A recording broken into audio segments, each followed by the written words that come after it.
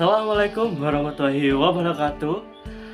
Perkenalkan, nama saya Davi Novianto, NPM 240-28002 dari Program Studi Pendidikan Bahasa dan Sastra Indonesia Universitas PGI Kanjuruhan, Malang. Di video kali ini saya akan mempresentasikan tentang konsep macam-macam dan ciri serta pengaruh minat belajar terhadap kegiatan belajar siswa. Sekarang kita akan membahas tentang konsep minat belajar. Pengertian minat belajar merupakan kecenderungan seseorang untuk memperhatikan dan tertarik kepada sesuatu dengan kemauan kuat. Umpamanya dengan adanya fasilitas yang memadai, maka minat siswa dalam belajar akan meningkat. Selanjutnya yaitu ciri-ciri minat belajar. Yang pertama, keputusan diambil dengan mempertahankan seluruh kepribadian. Yang kedua, sifatnya irasional. Yang ketiga, berlaku perseorangan dan pada suatu situasi. Yang keempat, melakukan sesuatu terbit dari lubuk hati atau dari kemauan sendiri.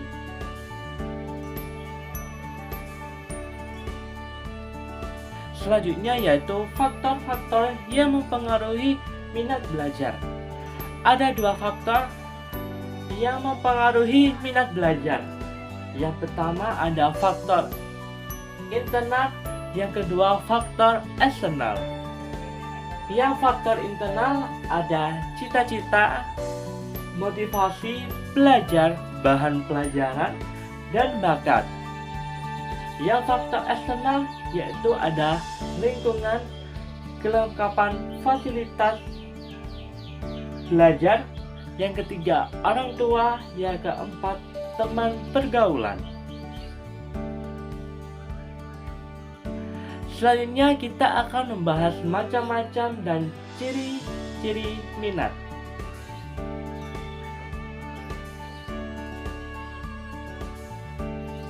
Macam-macam minat. Yang pertama, minat berdasarkan timbulnya.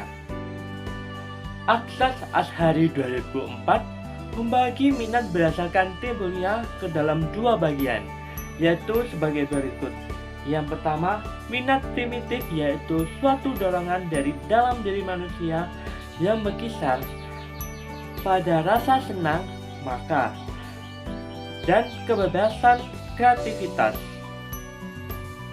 Yang kedua, minat kultural, yaitu suatu dorongan yang timbul dari dalam diri manusia yang meliputi pemenuhan kepuasan yang lebih tinggi lagi yang hanya bisa dicapai melalui belajar.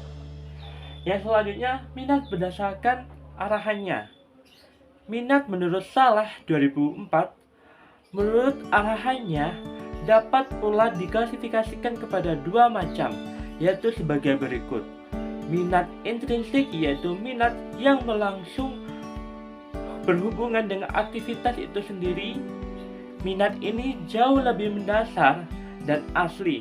Misalnya, seseorang membaca dan belajar dan suka pada ilmu pengetahuan. Dengan kata lain, orang tersebut belajar bukan karena ingin mendapatkan pujian dan lain-lain. Yang kedua, minat ekstrinsik, yaitu minat yang berhubungan dengan tujuan akhir dari suatu kegiatan. Apabila tujuannya sudah tercapai besar, kemungkinan minat itu hilang. Seseorang yang rajin belajar dengan tujuan menjadi juara atau lulus ujian, biasanya minatnya akan menurun setelah tujuan tersebut berhasil diraihnya. Yang ketiga, minat berdasarkan cara mengungkapkannya. Apabila kita lihat dari cara mengungkapkannya, maka minat dapat digolongkan kepada 4 bagian, yaitu sebagai berikut.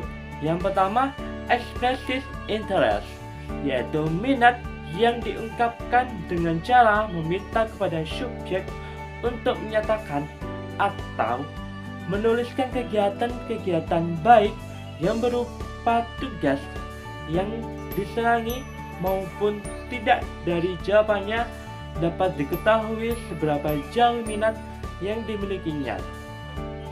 Yang kedua, manifest interest, yaitu minat yang diungkapkan dengan cara melakukan pengamatan langsung atau mengobservasi terhadap aktivitas yang dilakukan oleh subjek atau dengan mengetahui hobinya. Yang ketiga, tested interest, yaitu minat yang diungkapkan dengan cara menyimpulkan dari hasil jawaban teks objektif yang diberikan. Nilai yang tinggi pada suatu objek atau masalah biasanya menunjukkan minat yang tinggi pula terhadap masalah tersebut. Yang keempat, inventory interest, yaitu minat yang diungkapkan dengan menggunakan alat-alat yang sudah distandarisasikan, yang biasanya berisi pertanyaan-pertanyaan yang ditujukan kepada subjek apakah ia senang atau tidak terhadap sejumlah aktivitas atau objek yang dinyatakan. Saat ini telah tersedia beberapa lembaga psikologi untuk mengidentifikasi minat seperti NS Development. NS Development menyediakan layanan asesmen atau identifikasi minat secara online sehingga dapat diakses via desktop, komputer atau laptop, tablet, mobile phone, menggunakan browser atau aplikasi Android. Ingin mengidentifikasi minat Anda dapat mengikuti psikotest online dan mendaftar langsung di situs NS Development. Selanjutnya kita akan membahas tentang ciri-ciri minat. Yang pertama, minat tumbuh bersamaan dengan perkembangan fisik dan mental. Maksudnya, minat di semua bidang berubah selama terjadi perubahan fisik dan mental. Misalnya, perubahan minat dalam hubungannya dengan perubahan usia. Yang selanjutnya, minat tergantung pada kegiatan belajar.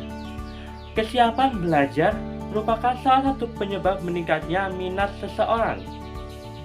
Yang selanjutnya, minat tergantung pada kesempatan belajar. Kesempatan belajar merupakan faktor yang sangat berharga. Sebab tidak semua orang dapat menikmatinya.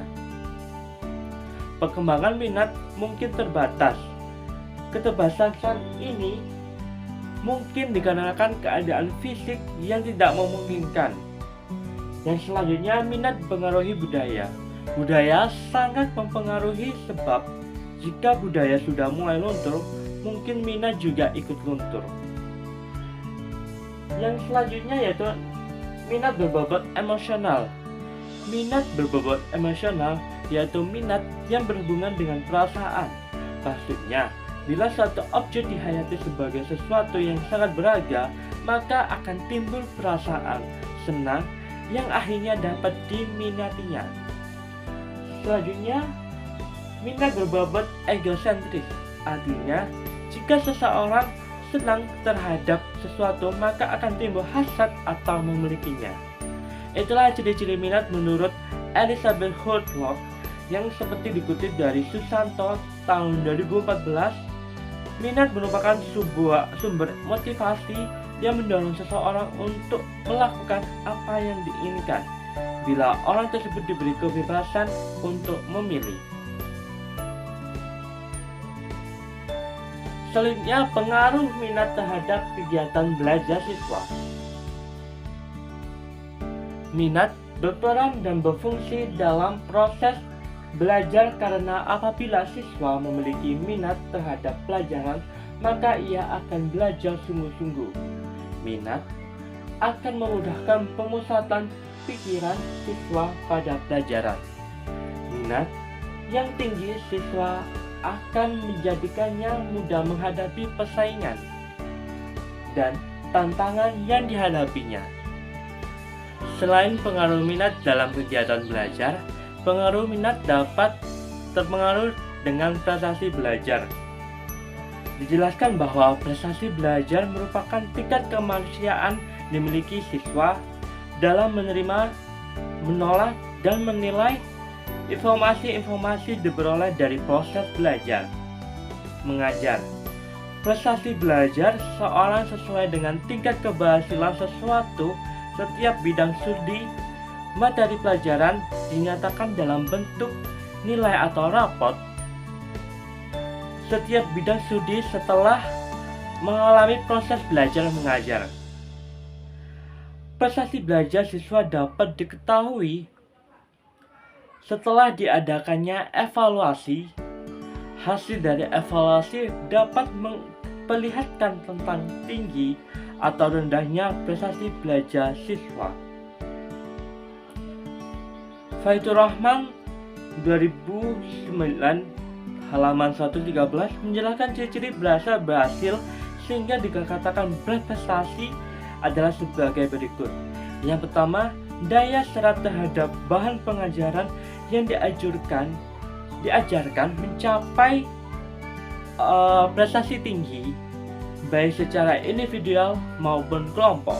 Yang kedua, perilaku yang digariskan dalam tujuan pengajuan khusus telah dicapai oleh siswa baik secara individu maupun kelompok. Yang ketiga, terjadinya proses pemahaman materi yang secara sekuensial mengantarkan materi tahap berikutnya. Berdasarkan pengertian di atas, jelas terlihat perbedaan pada kata-kata tertentu sebagai penekanan, namun intinya sama, yang hasil yang dicapai dari suatu kegiatan. Untuk itu dapat dipahami bahwa prestasi adalah hasil dari suatu kegiatan yang telah dikerjakan, diciptakan, yang menyenangkan hati. Hati diperoleh dengan jalan keulatan kerja, baik secara individual maupun secara kelompok dalam bidang kegiatan tertentu. Terima kasih untuk presentasi yang saya berikan. Semoga bermanfaat bagi kalian semua. Wassalamualaikum warahmatullahi wabarakatuh.